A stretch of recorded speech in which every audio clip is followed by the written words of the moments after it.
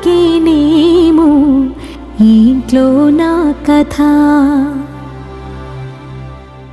అంతేనేమో అంతేనేమో అంతులేని వేదనేమో ఆడపిల్లను కదా.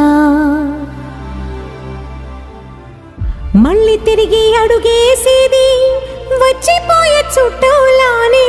నేను పుట్టి పెరిగిన ఊరికి ఇంకా పైన పొరుగురిదాన్ని. కట్టదాటి గంగ నేడు కంట పొంగెనే. ఎంత ఎంత యాతనో ఎంత గుండె కోతనో ప్రాణమోలే పెంచుకున్న పిచ్చి నాన్నకు.